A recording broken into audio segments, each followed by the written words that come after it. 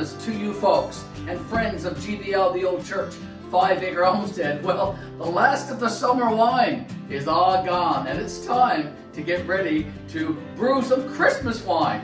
And that's what we're doing here today. Hi there, folks. Garry here from GBL, the old church, 5 Acre Homestead.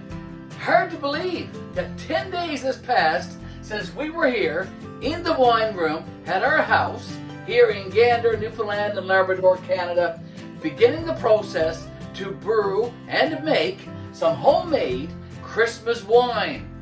This is step 2 that we are going to do today, and according to the instructions, with these wine kits, 10 days later, we are supposed to be back here doing step 2. And that's what we're going to do.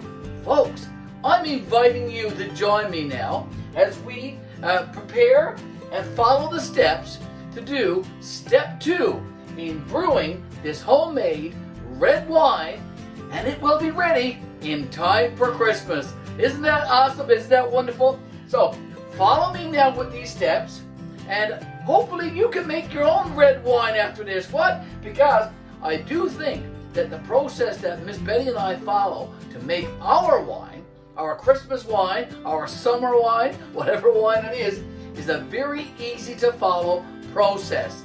And any beginner or any seasoned winemaker can follow these steps and make their own wine. And especially right now, in time for Christmas. Isn't that wonderful? That's going to be great. So let's get at it, folks. Join me here now. There's not a lot of light here in the wine room, folks, and I will apologize for that. It is our wine room nonetheless, and if you look at these instructions for brewing this homemade wine, we started this process on the 20th of November, and today is the 30th, 10 days or day 10 for this secondary fermentation process for this wine. Now, here's what we're going to do step by step to complete step 2. So folks, the most important thing to do in step 2 is to rack off your wine during the secondary fermentation. And that's what we're going to do today. So very carefully, I am going to pour all of the contents from our wine brewing bucket that you see right here, the one with the bong, into this one right here, the one that has the spigot or the spout onto it. I'm going to pour, as I said, the wine from this one into this one. And you'll see me do that in this step. Follow along.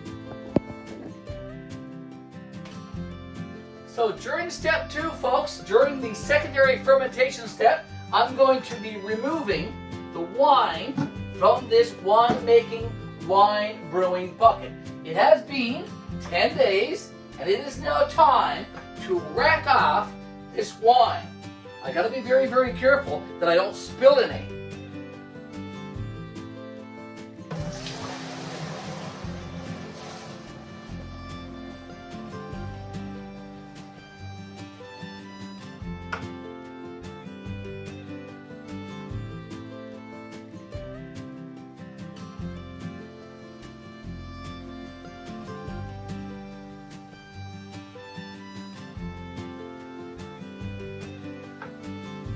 Now, I just want to come close to you now and show you that the sediments are on the bottom of this bucket. I do not need these sediments during this stage. And if you listen very carefully, you can probably hear the wine brewing in this bucket. You can hear the fizzing sound from the wine as it is brewing during this secondary fermentation. I'm going to discard the sediment at the bottom of this brewing bucket.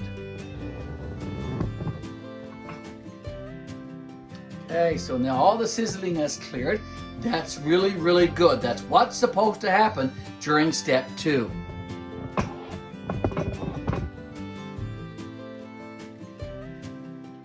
And folks, because we are brewing 2 kits that we showed you in part 1, please go check out that video, Christmas Winemaking Part 1. Today, this is Part 2. So please go check that out. We now need to rack off the wine that's in this bucket into this other bucket, and I'm going to do that now. Again, I'm going to be very careful just to rack off the wine and be very, very careful to leave the sediments in the bottom of the bucket.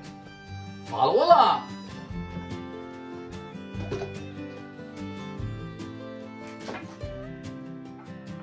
I have to be very careful with this process. I do not want to spill any of my wine.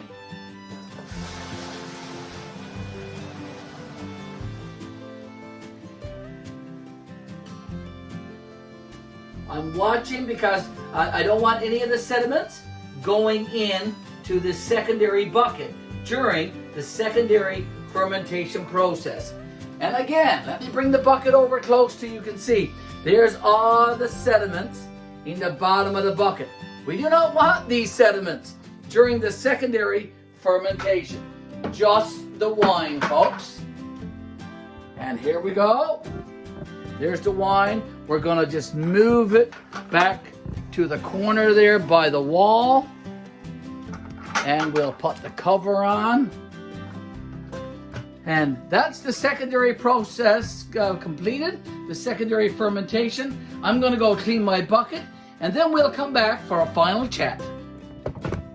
All right, folks, so that pretty much covers step 2, the secondary fermentation process for brewing Christmas wine here at GBL-The Old Church 5-Acre Homestead. I'm going to seal the cover on this one, so I'm going to press down and make sure that it's all sealed. My bong is half full of fresh water, so that's going to continue brewing for another 8 days.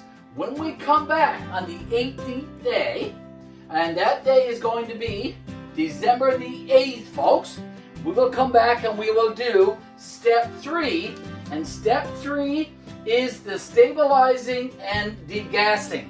We'll be racking these off once more, and then we'll be adding the ingredients in these packs. I won't talk to you about that now. I'll save that for step 3, and we'll talk about what's in those packs in detail in 8 days' time in step 3 of brewing Christmas wine here at GBL-The Old Church 5-Acre Homestead.